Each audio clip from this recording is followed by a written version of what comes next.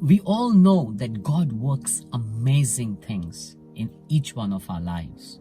We know the amazing testimonies of where we were and where we have reached. But when we meditate and ponder on the amazing work of God upon us, we also know one thing, that it requires that we walk and work along with God. That is, we do what He requires us to do. When we look into the life of Abraham in Genesis chapter 12, God gives Abraham a promise and says, "Now the Lord said to Abram, go from your country and your kindred and your father's house to the land I will show you, and I will make of you a great nation, and I will bless you and make your name great, so that you will be a blessing.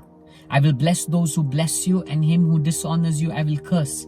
And in you all the families of the earth shall be blessed." Amazing, right? That means God is saying, Abraham, I'm going to make you great.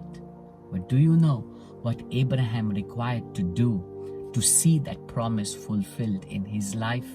He had to obey, do what God told him to do. And in verse it says, "So Abraham went as the Lord had told him." That means what God told him to do, he acted on it. Come on, I want to ask you today, what is it that God requires you to do? God has given you a promise, right? God has given you a word that is going to bless you and make your life an amazing testimony for all to see. But what is it that God requires of you? When we look into Matthew chapter 11, we read of an amazing promise that Jesus says that He will give us rest.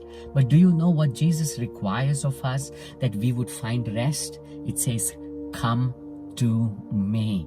That means what Jesus is saying is you need to let go of the position that you are in, leave it behind, and walk towards Him.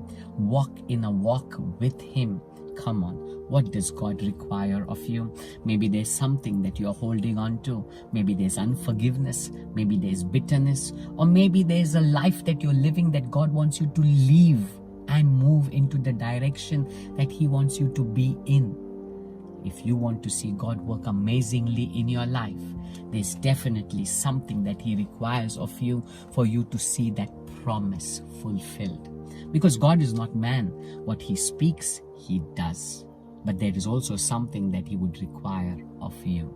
Today, my question to you as you begin this day, what is it that God requires of me? What is it that God wants me to do so that I would tap into that word, that promise, that I would see the amazing blessings of God unfold in my life? Abraham, he obeyed. He did what God asked of him. And we see gradually how things unfolded in his life, how he was blessed, how God fulfilled His word. God will fulfill His promise in your life. As you answer this one question, what is it God requires me to do? And when we do it, when we act on it, we will begin to see He will do all that He has told and fulfill it for you.